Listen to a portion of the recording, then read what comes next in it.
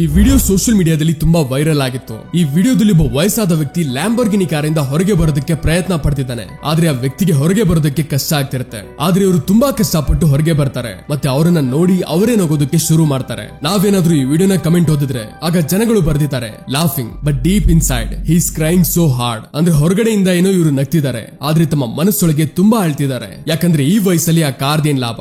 ಇದನ್ನ author MJ DeMarco getting rich slow ಅಂತ ಕರೀತಾರೆ. ಏನಾದ್ರೂ ನಿಮ್ದು ಇದೇ ಪ್ಲಾನ್ ಇದ್ರೆ ಆಗ ಇಮ್ಯಾಜಿನ್ ಊಹೆ ಮಾಡ್ಕೊಳ್ಳಿ, ನೀವು ನಿಮ್ಮ ಇಡೀ ಜೀವನ ಹಣ ಉಳಿಸ್ತಿರ್ತೀರ. ಮತ್ತೆ ವಯಸ್ಸಾದ್ಮೇಲೆ ಅಷ್ಟೊಂದು ಹಣ ಜಮಾ ಆಗುತ್ತೆ. ಮತ್ತೆ ಆಗ ನೀವು ನಿಮ್ಮ ಡ್ರೀಮ್ ಕಾರ್ ಲ್ಯಾಂಬೋರ್ಗಿನಿ ಅಥವಾ ಫೆರಾರಿ ಖರೀದಿ ಮಾಡ್ತೀರಾ. ಆದ್ರೆ ಆ ಏಜ್ ಅಲ್ಲಿ ಸ್ವಲ್ಪನಾದ್ರೂ ಏಟಾದ್ರೆ ಆಗ ಮೂಳೆ ಮುರಿದೋಗ್ಬೋದು. ಮತ್ತೆ ರಿಯಾಲಿಟಿ ಏನಂದ್ರೆ ಆ ಏಜ್ ಅಲ್ಲಿ ಎಲ್ಲೂ ಹೋಗೋದಕ್ಕೆ ಮನ್ಸೇ ಬರಲ್ಲ. ನಮ್ಮಲ್ಲಿರೋ ಮ್ಯಾಕ್ಸಿಮಮ್ ಮಿಡಲ್ ಕ್ಲಾಸ್ ಜನಗಳ ಲೈಫ್ ಇದೇ ರೀತಿ ಇದೆ. ಬೆಳಗ್ಗೆ 6 ಗಂಟೆಗೆ ಎದ್ದೇಳು, ಮಕ್ಳನ್ನ ರೆಡಿ ಮಾಡು, ಸ್ಕೂಲ್ ಬಿಡು, ಮತ್ತೆ ನೀನು ರೆಡಿಯಾಗಿ ಆಫೀಸ್ಗೆ ಹೋಗು, ಬಾಸ್ ಮಾತ್ ಕೇಳು, ಸುಸ್ತಾಗ್ ಮನೆಗೆ ಬಂದು ಊಟ ಮಾಡಿ ಮಲ್ಗು. ಬೆಳಗ್ಗೆ 6 ಗಂಟೆಗೆ ಎದ್ದೇಳು, ಮಕ್ಳನ್ನ ರೆಡಿ ಮಾಡು, ಸ್ಕೂಲ್ ಬಿಡು, ಮತ್ತೆ ನೀನು ರೆಡಿಯಾಗಿ ಆಫೀಸ್ಗೆ ಹೋಗು, ಬಾಸ್ ಮಾತ್ ಕೇಳು, ಸುಸ್ತಾಗ್ ಮನೆಗೆ ಬಂದು ಊಟ ಮಾಡಿ ಮಲ್ಗು.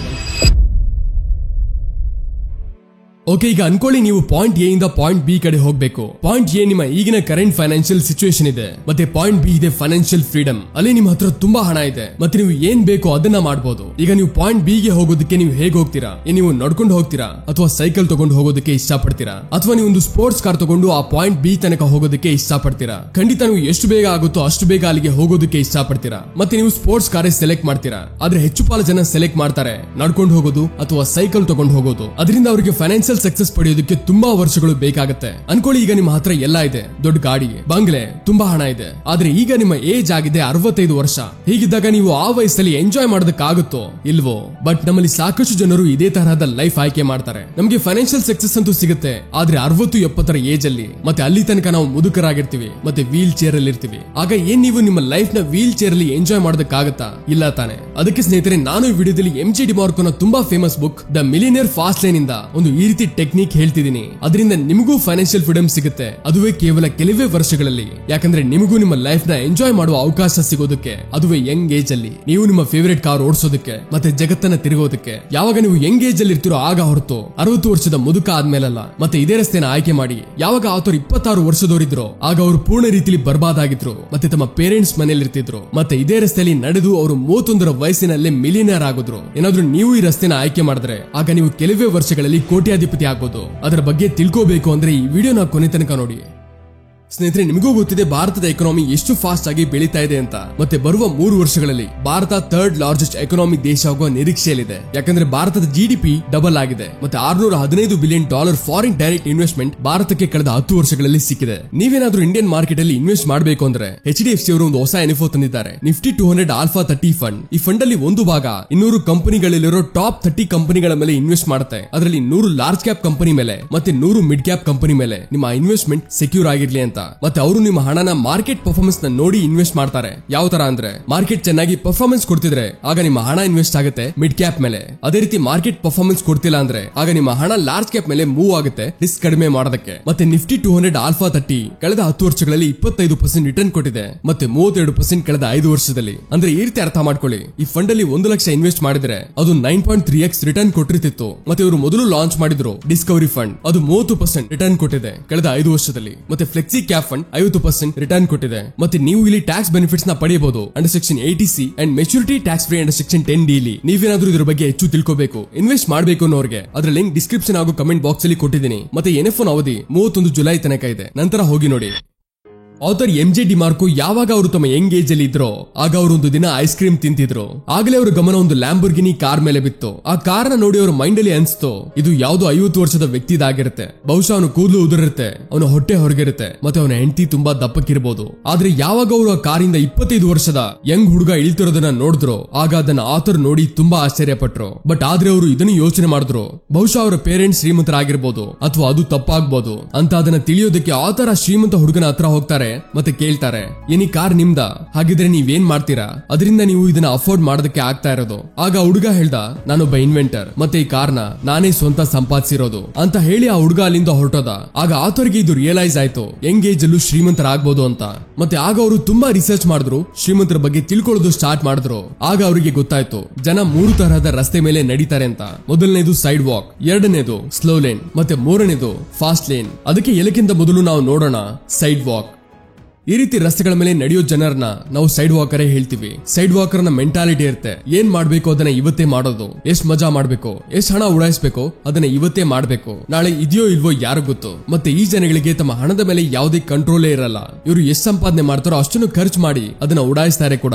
ಮತ್ತೆ ಇವರು paycheck to paycheck ಬದುಕ್ತಾರೆ. ಅಂದ್ರೆ ಒಂದು ಸ್ಯಾಲರಿ ಬಂದ ತಕ್ಷಣ ಅದನ್ನ ಫುಲ್ ಖರ್ಚು ಮಾಡ್ತಾರೆ. ಮತ್ತೆ ಬೇರೆ ಸ್ಯಾಲರಿ ಬರೋ ತನಕ ಇವ್ರ ಹತ್ರ ಏನು ಉಳಿಯೋದೇ ಇಲ್ಲ. ಮತ್ತೇನಾದ್ರೂ ಅಕಸ್ಮಾತ್ ಮಿಸ್ಟೇಕ್ ಇಂದಾನು ಅವರ ನೆಕ್ಸ್ಟ್ ಸ್ಯಾಲರಿ ಲೇಟ್ ಆಗೋದ್ರೆ ಆಗ ಅವರ ಪರಿಸ್ಥಿತಿ ಟೈಟ್ ಆಗೋಗುತ್ತೆ. ಈ ಜನರ ಯಾವುದೇ ಫೈನಾನ್ಷಿಯಲ್ ಗೋಲ್ ಇರೋದಿಲ್ಲ ಅಥವಾ ಯಾವುದೇ ಫೈನಾನ್ಷಿಯಲ್ ಪ್ಲಾನಿಂಗ್. ಮತ್ತೆ ಈ ಕ್ಯಾಟಗರಿಲಿ ಕೆಲವು ಶ್ರೀಮಂತ ಜನರು ಶಾಮೀಲ್ ಆಗ್ತಾರೆ. ಇವ್ರು ಕೇವಲ ನೋಡೋದಕ್ಕೆ ಶ್ರೀಮಂತರಿರ್ತಾರೆ, ಆದ್ರೆ ಆಕ್ಚುಲಿ ಅವರ ಮೆಂಟಾಲಿಟಿ ಪೋರ್ ಇರುತ್ತೆ. ಯಾಕಂದ್ರೆ ಈ ರೀತಿ ಜನರು ಶೋ ಆಫ್ ಮೇಲೆ ವಿಶ್ವಾಸ ಇಡ್ತಾರೆ. ಮತ್ತೆ ಇವರು ಸ್ಯಾಲರಿ 1 ಲಕ್ಷನೇ ಆದ್ರೂ ಅವರು ಅಷ್ಟು ಹಣನು ಖರ್ಚು ಮಾಡ್ತಾರೆ. ಮತ್ತೆ ಮಂತ್ ಎಂಡ್ ಬರೋ ತನಕ ಅವರ ಪರಿಸ್ಥಿತಿ ಅವ್ರಿಗೆ ಗೊತ್ತಿರುತ್ತೆ. ಈಗ ಆಥರ್ ಹೇಳ್ತಾರೆ, ಒಂದು ಸಕ್ಸಸ್ಫುಲ್ ವ್ಯಕ್ತಿ ಅವನೇ ಯಾರು ತನ್ನ ಫ್ಯಾಮಿಲಿ, ತನ್ನ ಫಿಟ್ನೆಸ್, ತನ್ನ ಫ್ರೀಡಮ್ ಮೇಲೆ ಗಮನ ಕೊಡೋನು. ಏನಾದ್ರೂ ನಿಮ್ಮ ಹತ್ರ ಟೈಮೇ ಇಲ್ಲ ಅಂದ್ರೆ ಆಗ ನೀವು ಎಲ್ಲದ್ರ ಮೇಲೆ ಗಮನ ಕೊಡೋದಕ್ಕಾಗಲ್ಲ. ನಿಮ್ಮ ಹತ್ರ ತುಂಬಾ ಹಣ ಅಂತೂ ಇರುತ್ತೆ, ಆದ್ರೆ ಟೈಮೇ ಇಲ್ಲ ಅಂದ್ರೆ ಆಗ ಅದನ್ನ ಹೇಗೆ ಎಂಜಾಯ್ ಮಾಡ್ತೀರಾ? ಅದಕ್ಕೆ ನಮ್ಮ ಹತ್ರ ಇರಬೇಕಾಗಿರೋದು ಏನಂದ್ರೆ ಫೈನಾನ್ಷಿಯಲ್ ಫ್ರೀಡಮ್. ಮತ್ತೆ ಸೈಡ್ ವಾಕರ್ಸ್ ಯಾವತ್ತೂ ಫೈನಾನ್ಷಿಯಲಿ ಫ್ರೀ ಆಗೋದಕ್ಕಾಗಲ್ಲ. ಸಿಂಪಲ್, ಯಾಕಂದ್ರೆ ಅವರ ಖರ್ಚುಗಳು ಅವರ ಸ್ಯಾಲರಿಗಿಂತ ಜಾಸ್ತಿ ಇರುತ್ತೆ. ಮತ್ತೆ ಅವರು ಲೈಫ್ ಟೈಮ್ ರ್ಯಾಟ್ ರೇಸ್ ಅಲ್ಲಿ ತಗ್ಲಾಕೊಂಡಿರ್ತಾರೆ. ಮತ್ತೆ ಈ ರೀತಿ ಒಂದು ಜಾಬ್ ಮಾಡ್ತಿರ್ತಾರೆ, ಅದುವೇ ಬೇರೆಯವ್ರಿಗೋಸ್ಕರ, ತಮಗೆ ಇಷ್ಟ ಇಲ್ಲದೆ ಇದ್ರು. ಈಗ ಎರಡನೇ ರಸ್ತೆ ಬರುತ್ತೆ, ಅದೇ ಸ್ಲೋ ಲೈನ್. ಜಗತ್ತಲ್ಲಿ ಎಲ್ಲಕ್ಕಿಂತ ಜಾಸ್ತಿ ಜನ ಸ್ಲೋ ಲೈನರೇ ಆಗಿರ್ತಾರೆ. ಇವರು ತಮ್ಮ ಟೈಮ್ ಮಾರಿ ಸೈಡ್ ವಾಕರ್ ತರಾನೆ ಬೇರೆಯವ್ರ ಹತ್ರ ಜಾಬ್ ಮಾಡ್ತಾರೆ. ಬಟ್ ಆದ್ರೆ ಇವರು ಸೈಡ್ ವಾಕರ್ಸ್ ಗಿಂತ ಲಕ್ಷ ಪಟ್ಟು ಬೆಟರ್ ಇರ್ತಾರೆ. ಯಾಕಂದ್ರೆ ಇವರು ಅಟ್ಲೀಸ್ಟ್ ತಮ್ಮ ಫ್ಯೂಚರ್ ಬಗ್ಗೆ ಆದ್ರೂ ಯೋಚನೆ ಮಾಡ್ತಾರೆ. ಇವರಿಗೆ ತಮ್ಮ ಫ್ಯೂಚರ್ ಬಗ್ಗೆ ಚಿಂತೆ ಇರುತ್ತೆ. ಅದಕ್ಕೆ ಇವರು ತಮ್ಮ ಸ್ವಲ್ಪ ಹಣ ಸೇವ್ ಮಾಡಿರ್ತಾರೆ. ಯಾಕಂದ್ರೆ ವಯಸ್ಸಾದಾಗ ಇವ್ರ ಹತ್ರ ಯಾವ್ದಾದ್ರು ಹಣ ಇರ್ಲಿ ಅಂತ. ಯಾವ ತರಹ ಹೆಸರಿಂದಾನೇ ಗೊತ್ತಾಗ್ತಿದ್ಯೋ ಸ್ಲೋ ಲೈನ್. ಮತ್ತೆ ಇವರು ತಮ್ಮ ಲೈಫ್ ಅಲ್ಲಿ ಹಣನೂ ಸಂಪಾದನೆ ಮಾಡ್ತಾರೆ, ಮತ್ತೆ ಅದನ್ನ ಸೇವ್ ಕೂಡ ಮಾಡ್ತಾರೆ. ಮತ್ತೆ ಒಂದು ಟೈಮ್ ನಂತರ ಅವ್ರ ಹತ್ರ ಹಣನೂ ಇರುತ್ತೆ, ಆದ್ರೆ ಯಾವ ವಸ್ತು ಅವರ ಹತ್ರ ಇಲ್ಲದೆ ಇರೋದು ಅಂದ್ರೆ ಅದು ಟೈಮ್. ಎಲ್ಲಿ ತನಕ ಇವರ ಹತ್ರ ಹಣ ಸೇವ್ ಆಗುತ್ತೋ ಅಲ್ಲಿ ತನಕ ಇವ್ರ ಏಜ್ 60-70 ತನಕ ಆಗಿರುತ್ತೆ. ಮತ್ತೆ ನೀವು ಆಗ ಹಣ ಉಳಿಸಿದ್ರಾಗ ಏನ್ ಲಾಭ? ನೀವು 60 ವಯಸ್ಸಲ್ಲಿ ಏನಂತ ಮಾಡೋಕ್ಕಾಗತ್ತೆ? ಆ ಸಮಯ ನಿಮ್ಮ ಹತ್ರ ಟೈಮ್ ಅಂತೂ ಇರುತ್ತೆ, ಆದ್ರೆ ಅಷ್ಟೊಂದು ಲೇಟ್ ಆಗಿ ಫೈನಾನ್ಷಿಯಲಿ ಫ್ರೀ ಆದ್ರೂ ಏನ್ ಲಾಭ? ಯಾಕಂದ್ರೆ ಆ ಸಮಯ ನೀವು ಎಂಜಾಯ್ ಮಾಡೋದಕ್ಕಾಗಲ್ಲ. ಇವರು ಹಣ ಉಳಿಸ್ತಾರೆ ಮತ್ತೆ ಬ್ಯಾಂಕ್ ಅಲ್ಲಿ FD ಮಾಡಿಟ್ಬಿಡ್ತಾರೆ. ಯಾಕಂದ್ರೆ ಅವರಿಗೆ ಲೈಫ್ ಅಲ್ಲಿ ಸೆಕ್ಯೂರಿಟಿ ಬೇಕು. ಆದ್ರೆ ಇದನ್ನ ಆಥರ್ ಸೈಡ್ ವಾಕರ್ ಗಿಂತ ಚೆನ್ನಾಗಿದೆ ಅಂತ ಹೇಳ್ತಾರೆ. ಬಟ್ ಆದ್ರೆ ಇದು ಶ್ರೀಮಂತರಾಗೋದಕ್ಕೆ ಸರಿಯಾದ ರಸ್ತೆ ಅಲ್ಲ. ಯಾಕಂದ್ರೆ ಇದು ತುಂಬಾ ಸ್ಲೋ ಇದೆ. ಹೀಗ್ ನೋಡಿದ್ರೆ ಮ್ಯಾಕ್ಸಿಮಮ್ ಜನಗಳಿಗೆ ಸ್ಲೋ ಲೈನ್ ರಸ್ತೆ ಆಯ್ಕೆ ಮಾಡೋದು ಸರಿಯಾಗಿರುತ್ತೆ. ಯಾಕಂದ್ರೆ ನೆಕ್ಸ್ಟ್ ಯಾವ ರಸ್ತೆ ಇದೆಯೋ ಅದರಲ್ಲಿ ನೀವು ತುಂಬಾ ಬೇಗ ಶ್ರೀಮಂತರಾಗೋದು ಅದು ಎಲ್ಲರ ಕೈಯಲ್ಲೂ ಆಗೋದಿಲ್ಲ. ಮತ್ತೆ ಯಾವತ್ತೂ ಶ್ರೀಮಂತರು ಆಗದೆ ಇರೋದಕ್ಕಿಂತ ಲೇಟ್ ಶ್ರೀಮಂತರಾಗೋದೇ ಸರಿ ಇದೆ.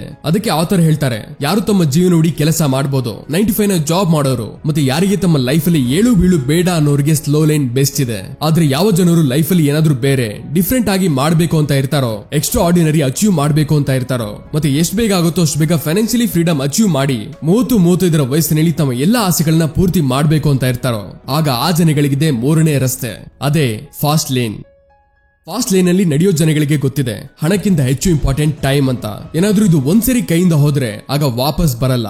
ಅದಕ್ಕೆ ಇವರು ಹಣ ಉಳಿಸೋದಕ್ಕಿಂತ ಹೆಚ್ಚು ಹಣ ಸಂಪಾದನೆ ಮಾಡೋದ್ರ ಮೇಲೆ ಗಮನ ಕೊಡ್ತಾರೆ. ಸೈಡ್ ವಾಕರ್ ಮತ್ತೆ ಸ್ಲೋ ಲೈನ್ ಅವರು ಹಣ ಸಂಪಾದನೆ ಮಾಡೋದಕ್ಕೆ ಇಡೀ ಲೈಫ್ ಕೆಲಸ ಮಾಡ್ಬೇಕಾಗತ್ತೆ. ಫಾರ್ ಎಕ್ಸಾಂಪಲ್, ನೀವು ಎಲ್ಲಾದ್ರೂ ಕೆಲಸ ಮಾಡ್ತಿದ್ರಾ, ಏನಾದ್ರೂ ನೀವು ಕೆಲಸಕ್ಕೆ ಹೋಗಲ್ಲ ಅಂದ್ರೆ ನಿಮ್ಗೆ ಗೊತ್ತಿದೆ ಆಗ ಸ್ಯಾಲರಿ ಬರಲ್ಲ ಅಂತ.